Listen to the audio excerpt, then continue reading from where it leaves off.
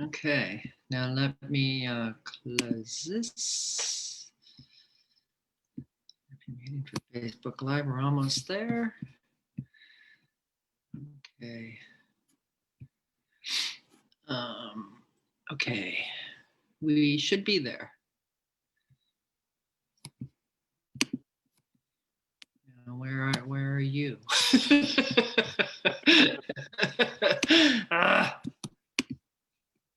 Is this it? No. Okay. Where the heck? Oh, I see. You're over here on the right. Okay. All right. Oh, hello. Huh? I don't know what's going on, Terrence. I'm sorry. Now I seem to be in full screen. Okay. All right. Sharing is paused. Bring your shared window to the front. How do I do that? Well, anyway, okay, stop sharing. We're gonna go. Okay. Okay. Hello, everybody. I think I'm sharing with you. I don't know. This is Mary Nack with Compass. I'm here with Terrence Terrell of Molitor Financial. Hi, Terrence. How are you today? Hello. I'm wonderful. How are you? Good, good. The sun is actually shining and it's a little cool, but it's a beautiful day. We'll take it. We'll take it. We'll definitely take it. Anytime the sun is shining, right? Exactly. No rain, no snow. I'm happy. Yeah.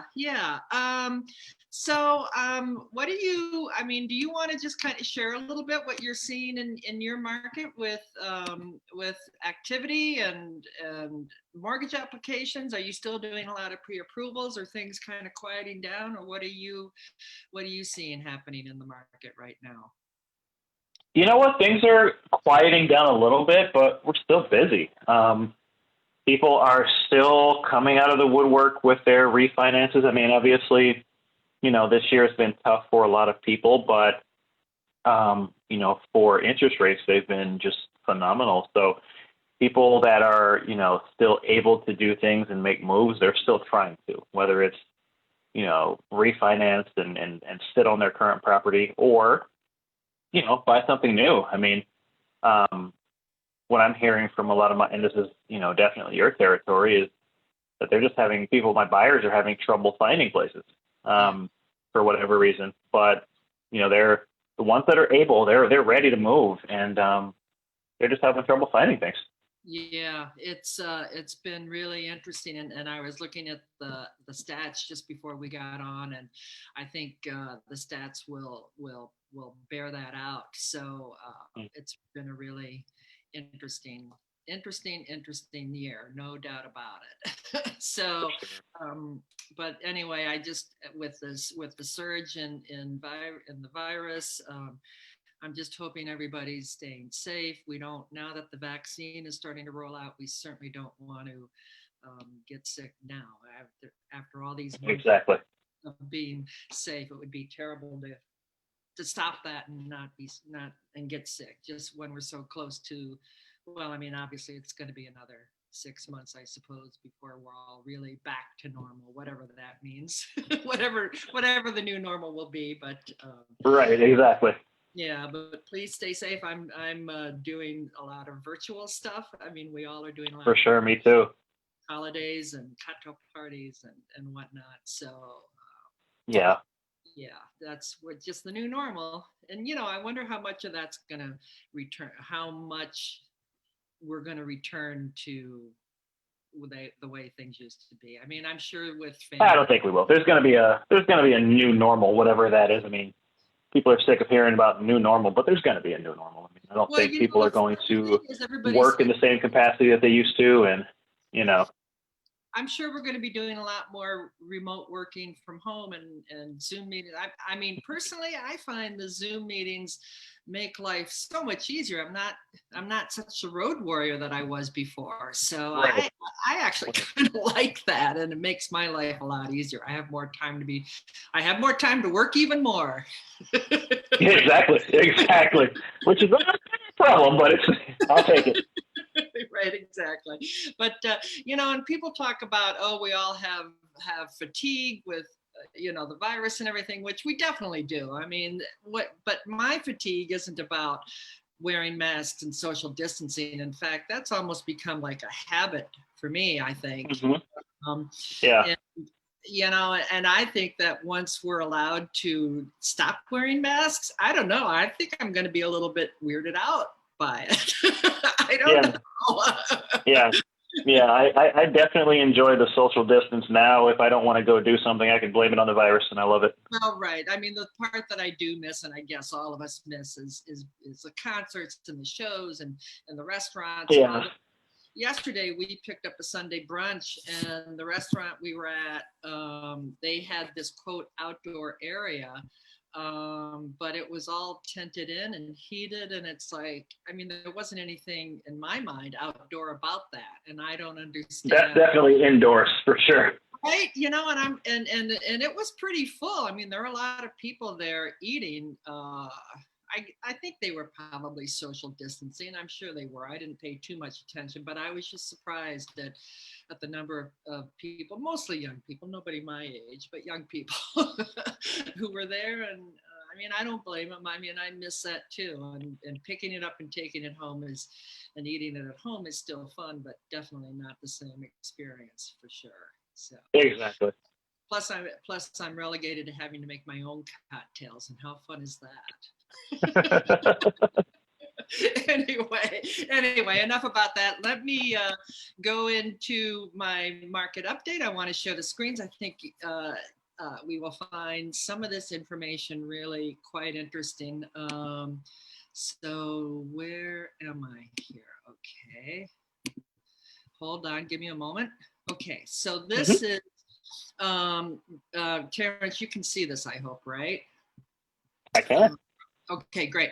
Let me just kind of start with a caveat here that it's just Terrence and I today. We don't have Jerry in the background monitoring questions. So if you have a question, by all means, put it in the comment box, but we won't probably be able to see that until we're done with our presentation. But if you have a question for either Terrence or I, please be sure to put it in the comment box, and we will definitely get back to you with a response. So anyway, okay, enough about that. This is, they update this market update every Monday. Apparently they do it Monday evening, not Monday morning, but because this is from last week, but I think the information is still current enough. And this goes back 6 months. This shows us the number of properties that have closed. The green bars are 2019, and the powder blue is 2020, and it's really interesting how we have consistently been above 2020, I think, except, I mean, there's a couple, this is Labor Day weekend, a little bit of anomaly, but I mean, week after week after week, we are consistently above the 2019 closings. Under contract, we are way above 2019. Wow. And it's kind of interesting, the disparity between this chart, how much above 2019 we are over the actual closings. We're not as, and I kind of wonder if that means that a lot of deals are kicking out, which I don't know if you're seeing that. I'm definitely seeing that. Yes. Well, people financially, their statuses are changing overnight. Sometimes, someone is very well qualified, they're under contract, and then, hey, guess what?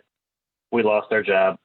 We can't move forward. Or, I've unfortunately had, people where they've come down with the virus, or their family that have come down with it, which has changed their plans, where they've canceled the contract because they need to move back to somewhere to take care of a family member, or, they just didn't want to proceed because they were uncertain. So, and a lot of lending guidelines have changed this year in terms of employment and verification of employment and seasoning requirements for employment. So, even some of these people that have gone under contract that have gotten new jobs where they've had to wait 6 months before they could actually buy. I think that's the issue. But obviously, things are just so hot. Someone has come in and picked up the slack and bought the properties anyway. But a lot of these things are falling through the cracks. Yeah.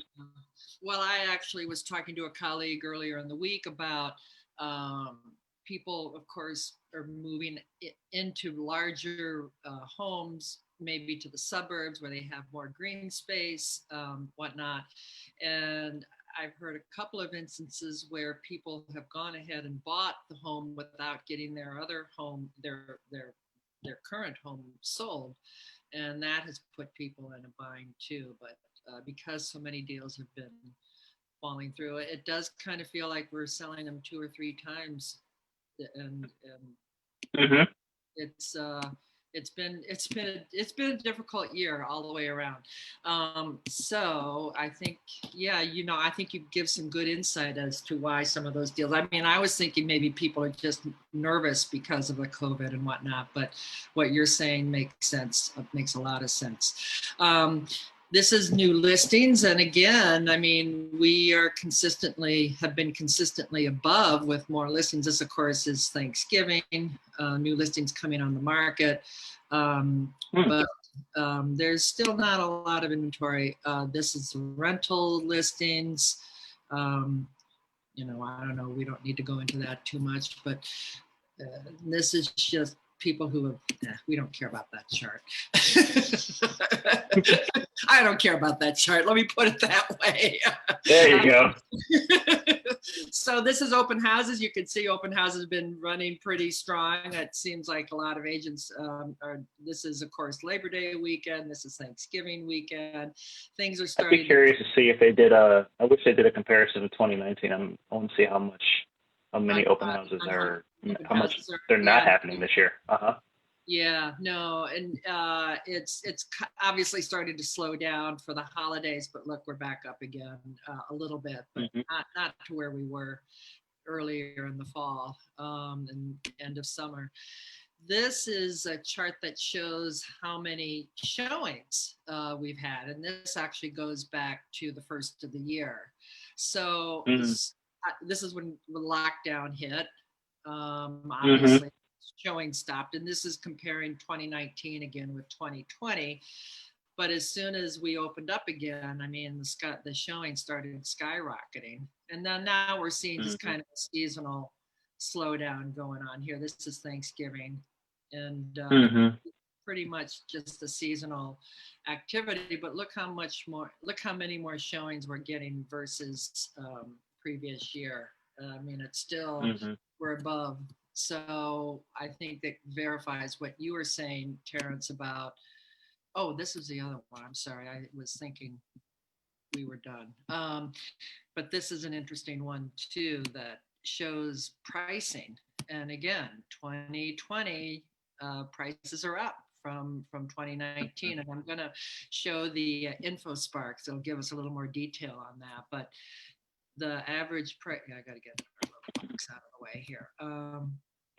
Average price here right now is $268. This is for the whole metropolitan Chicagoland area.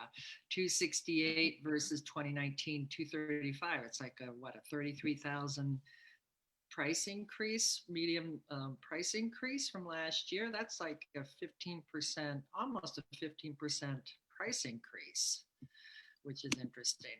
And then these are the rentals. Rentals are not, they're getting a little soft, of course. But they've held pretty consistently, the rentals. They haven't gone up much, they haven't gone down much. They're just kind of holding. So that's interesting too. Now, the other chart that I wanted to show were the info sparks, and what I did this a little differently this month. I did the whole Chicagoland metropolitan statistical area, and I went back 10 years because I wanted to see what was going on. I wanted to get a really good price, and this is a good snapshot of how things have historically evolved. And this, you can see, this is when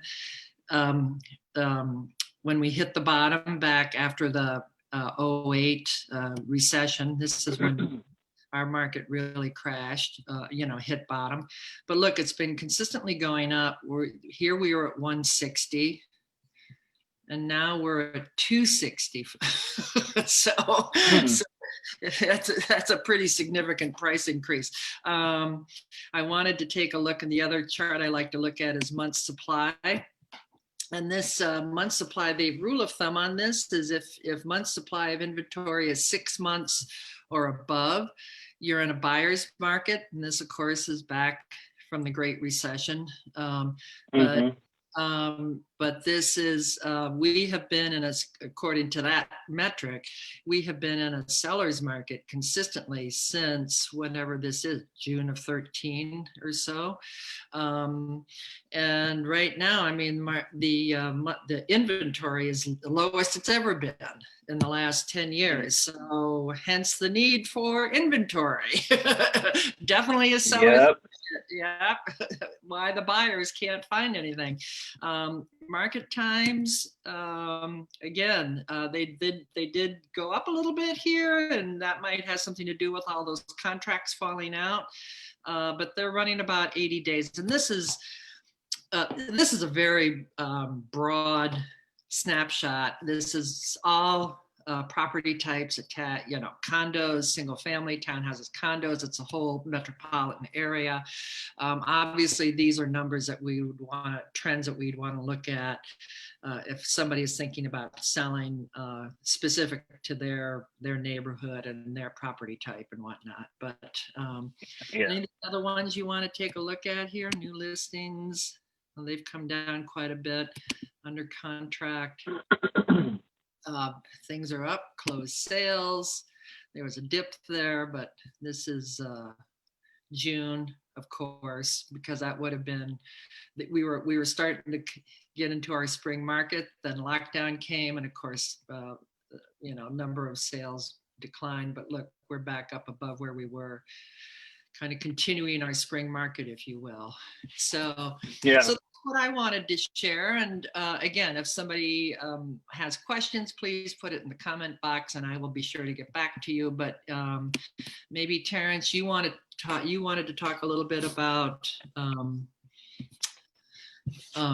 limits. Yeah, loan limits. Thank you. I got you. Yeah. So basically, at the end of every year, Fannie and Freddie reevaluate loan limits. So loan limits are basically the maximum amount that a buyer can borrow before moving into jumbo financing. So these are conventional loan limits. These are FHA loan limits. So when I say loan limits, I don't necessarily mean, and sometimes people get this confused, I don't mean purchase price. I mean loan limit. Right. So, last year, the loan limits went up a pretty big amount. We were curious to see what was going to happen this year with everything going on, but they still went up. So to give you an example, yeah, go ahead. So the conventional loan limit last year was $510,400, so $510,400. That was the loan limit for a single unit property for conventional financing. Now this year, how much? Say it again. $510,400, $510,400. Okay. That was the loan limit for 2020. So anything above a loan amount of $510,400 would have to be jumbo financing. Okay. Now, this year, well, not this year, next year,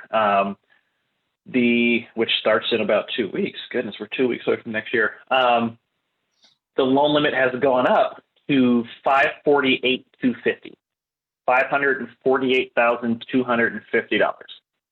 So it's gone up a pretty big amount, almost 40 grand, which means that people can purchase a slightly more expensive property without having to use jumbo financing. Now that is conventional. Now FHA they have different loan limits. They've gone up, but not as much. They only gone up about 10,000. So last year, the single unit FHA loan limit was $368,000. Next year, they're going up to $379,250, so $379,500.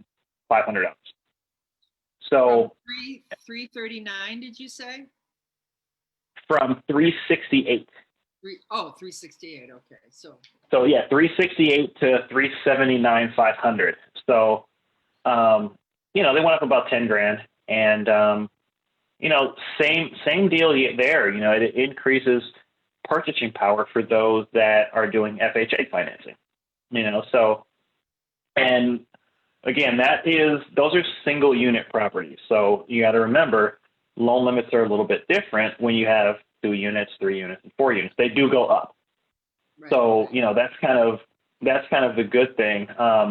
The interesting thing, for the first time ever, for conventional, the 4-unit loan limit is over $1 million. I was going to ask you about the unit. Yeah. Yeah. So conventional financing this year, 2020, loan limit was $981,700 for a 4-unit.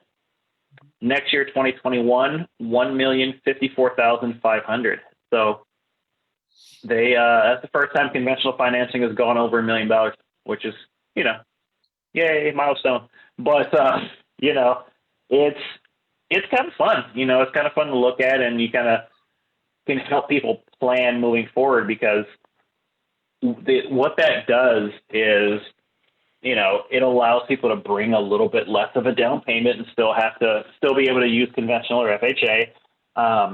You know, where in the past they would have had to either bring a more substantial down payment to keep their loan amount under the loan limit, or move into jumbo financing, which a lot of people don't want to do or can't do.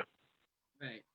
So, you know, that's you know, just to reiterate, Terrence, a jumbo loan requires a larger down payment, and there's a higher interest rate on those loans too, correct? Is that right? Exactly.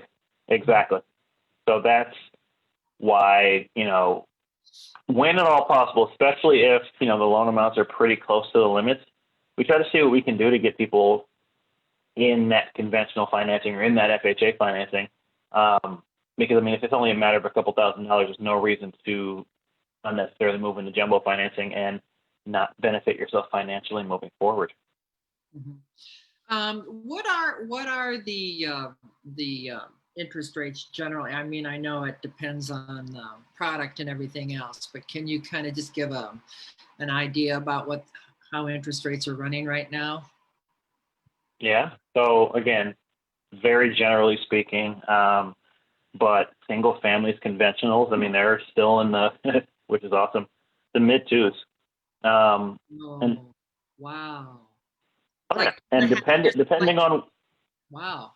Okay. Yeah, depending on, and when I say mid 2s, I also mean no points. I'm not, you know, saying they have to, you know, pay any points to buy that down. That's just pretty much where they're sitting for single family home. Now, these are for, when I say that, I mean, you know, these are for the A paper clients. Right. Now, if there are people that have, you know, some sort of credit issues or income issues or things like that, then obviously things are going to change. But this is for your standard, you know, I'd say A paper, 740 plus FICO score, you know, 25% down. That's where they're sitting.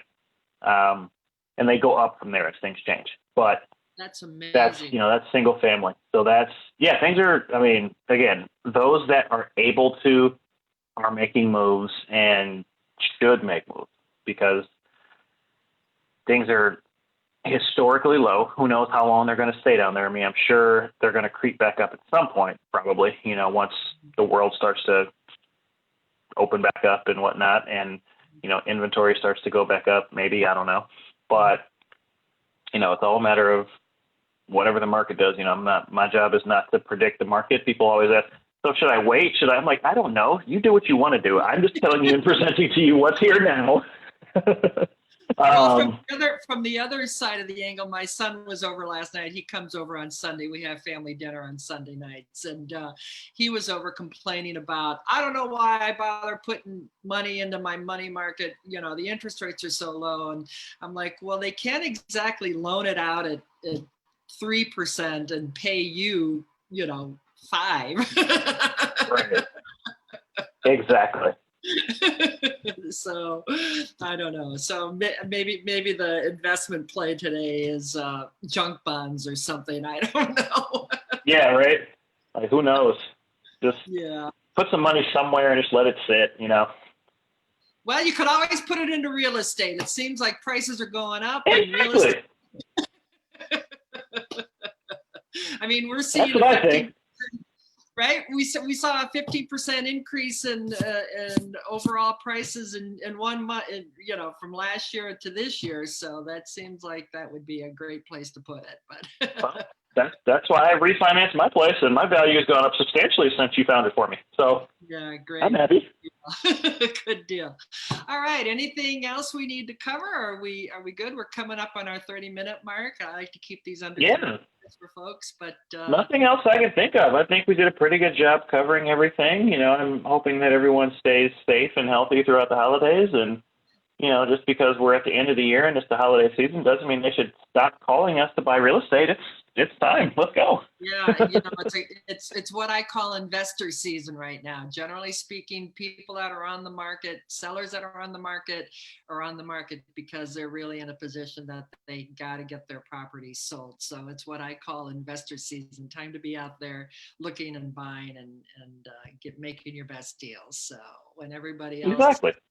pulling out of the market, that's the time, of course, to jump in. You want to be a contrarian in that regard. So Exactly. available to do pre-approvals. I'm available to take you out and show you. We are still showing properties physically. We, of course, adhere to all the guidelines about social distancing and wearing masks and all that good stuff. But we are still definitely showing properties, and would love to help you out with that. So that said, everybody have a happy holiday season.